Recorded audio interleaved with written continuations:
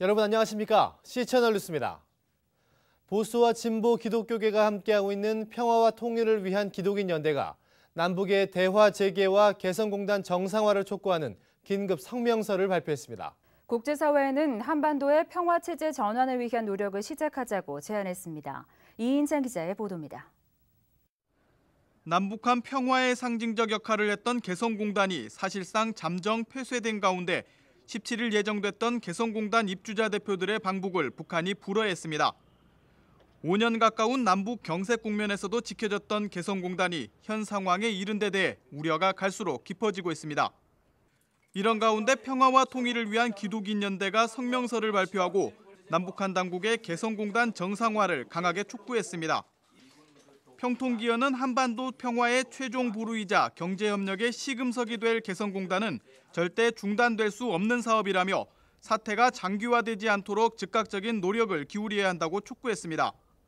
개성공단의 잠정 중단은 시일을 지체하면 완전 폐쇄로 이어질 수 있으므로 남북한 당국과 언론은 즉각 정상화시키도록 성의 있게 노력해 줄 것을 촉구합니다.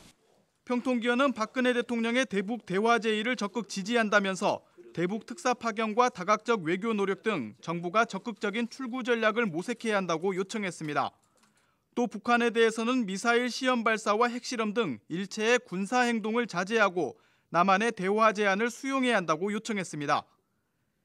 이와 함께 평통기원은 정전협정 60주년이 되는 올해 한반도가 평화체제로 전환될 수 있도록 미국과 중국 등 국제사회가 결단해야 한다고 촉구했습니다.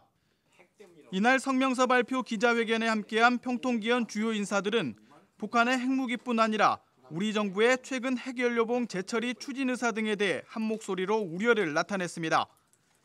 핵을 핵으로 맞서는 것은 남북한뿐 아니라 인류 전체를 공멸시킬 수 있다는 것입니다.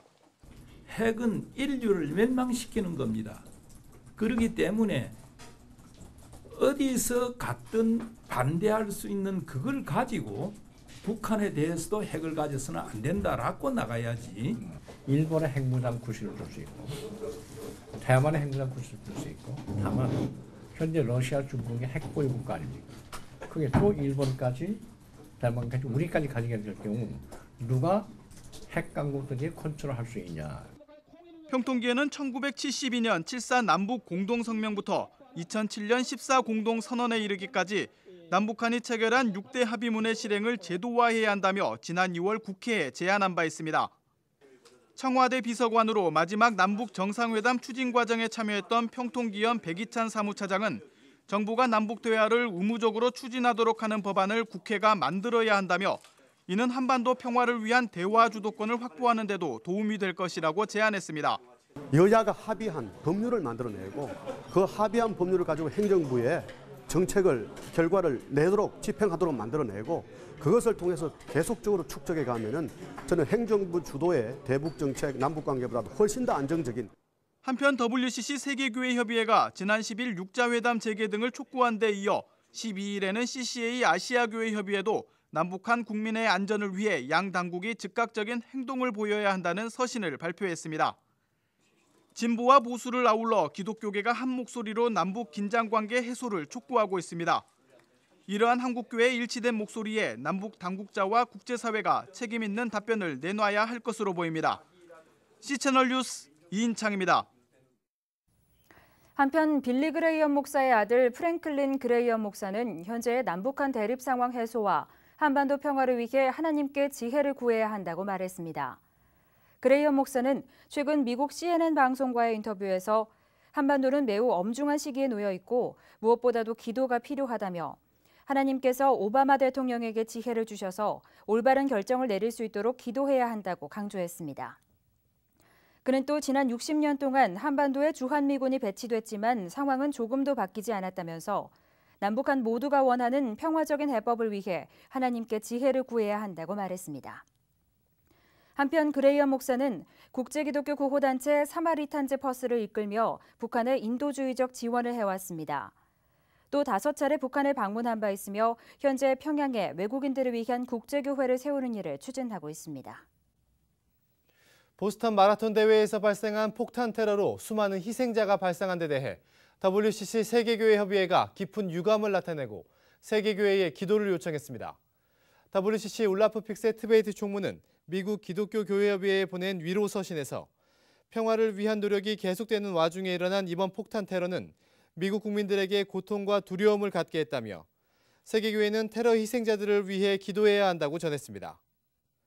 또 폭력에 반대하는 모든 활동을 지지한다며 하나님의 정의와 평화가 상처받는 이 세계에 도래할 수 있도록 세계교회는 증언자, 대리자의 역할을 다하겠다고 전했습니다. 한편 한국 시간으로 지난 16일 발생한 폭탄 테러는 보스턴 마라톤 대회 결승선 부근에서 2차례 일어났으며 최소 3명이 사망하고 140명 이상이 부상당한 것으로 알려지고 있습니다. 한국교회와 언론이 서로 신뢰하고 협력함으로써 선한 영향력을 회복해야 한다는 주장이 나왔습니다.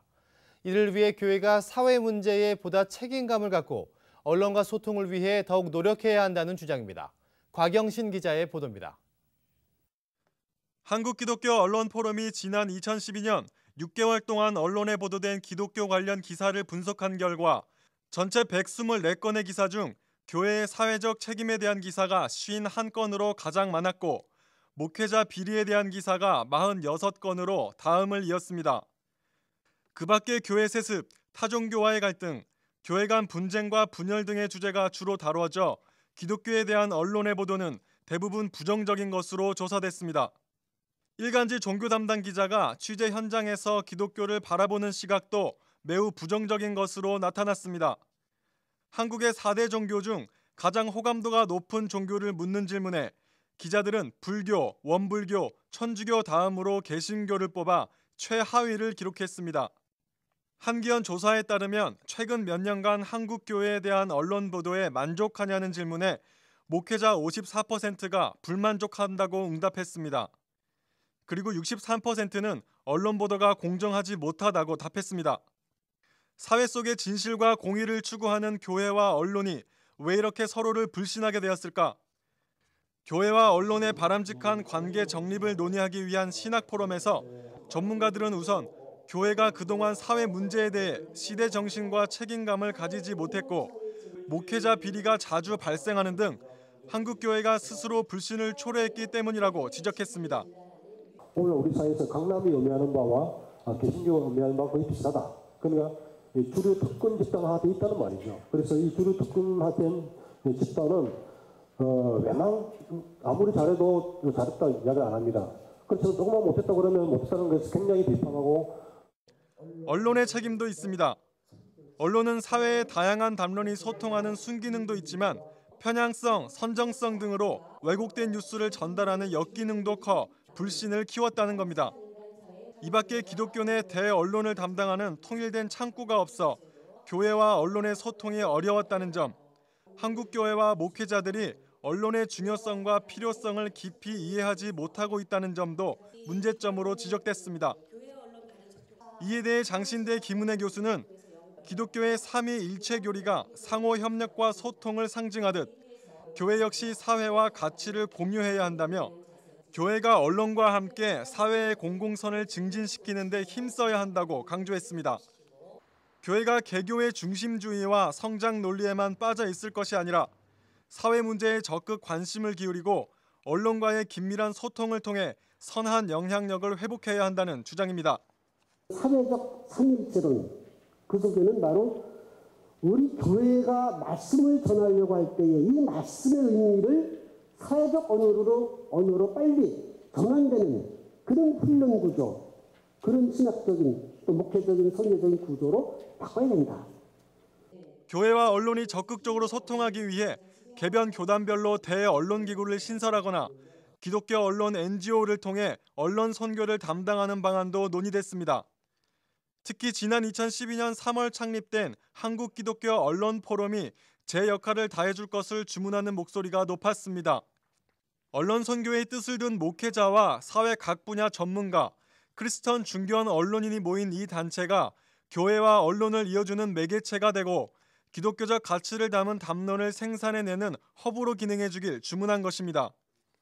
이를 실현하기 위한 방법으로 한기현과 언론사의 공동기획, 교계 지도자와 중견 언론인이 함께하는 국가 지도자 포럼 개최 등 다양한 방안이 논의됐습니다. 교회와 언론은 사회의 공공선을 추구한다는 점에서 닮았지만 그동안 소통 부족과 불신으로 선한 영향력을 발휘하지 못한 것이 사실입니다. 이제 교회와 언론이 새로운 관계를 정립함으로써 본연의 역할과 모습을 회복해야 할 것으로 보입니다.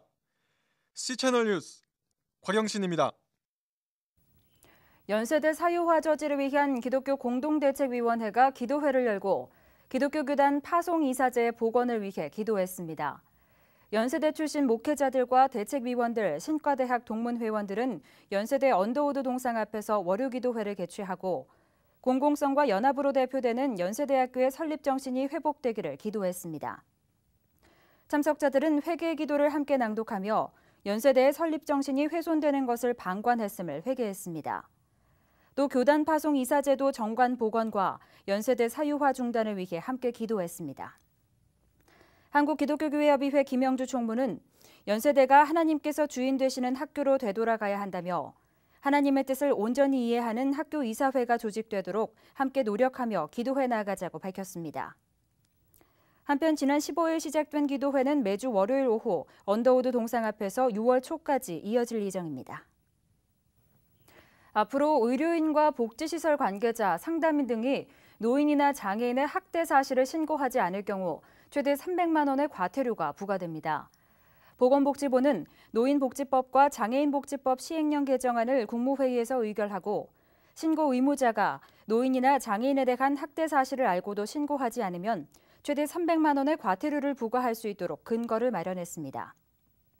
구체적으로 의료인과 노인복지시설 종사자 등이 노인 학대를 알고도 신고하지 않으면 위반 횟수에 따라 1차 100만 원, 2차 200만 원, 3차 300만 원의 과태료를 내야 합니다. 또 장애인 학대 미신고에 대해서는 관련 종사자들에게 200만 원의 과태료가 부과되며 또 과태료 내 2분의 1을 가중 부과해 최대 300만 원까지 책임을 물을 수 있게 했습니다. 한편 보건복지부는 장애인과의 수의계약을 허용했던 공공시설 내 매점의 면적 제한을 없앴습니다. 지금까지는 15제곱미터 이하의 매점만 수의계약이 가능했습니다. 최근 직원 채용 논란이 일고 있는 기아자동차 광주 공장에서 정규직화를 요구하는 비정규직 노동자가 분신을 시도했습니다. 노동시민사회단체들은 정몽구 현대기아차 회장의 구속과 노동자들의 정규직 전환을 촉구했습니다. 비정규직 없는 세상 만들기 네트워크를 비롯한 노동시민사회단체들은 현대기아차 그룹 본사 앞에서 기자회견을 열고 사내하청 노동자들에 대한 차별을 철폐하라고 촉구했습니다.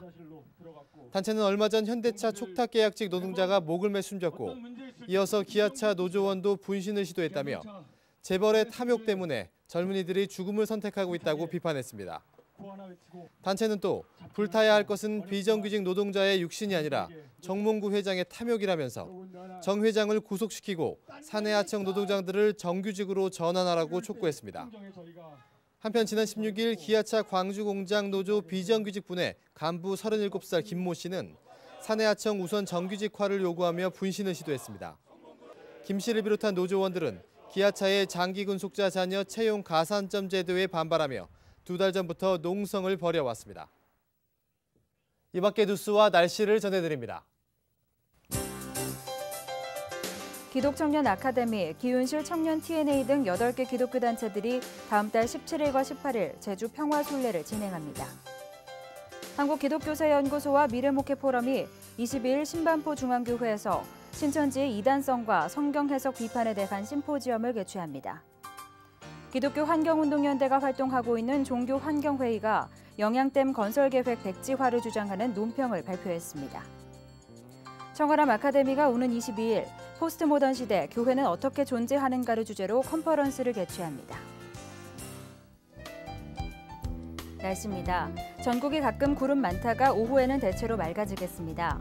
강원도 영서에는 오전 한때, 강원도 영동은 북동풍이 불면서 낮부터 밤 사이에 가끔 비가 조금 오는 곳이 있겠습니다. 또 아침에 서해안과 내륙 일부 지역에서 안개가 짙게 끼는 곳이 있으니까요. 교통안전에 각별히 유의하시기 바랍니다. 아침 기온은 강릉 6도, 대전이 9도를 기록하겠습니다. 낮 최고 기온은 서울 15도, 대구는 21도까지 오르겠습니다. 바다의 물결은 서해 남부 먼 바다에서 4m까지 일겠습니다.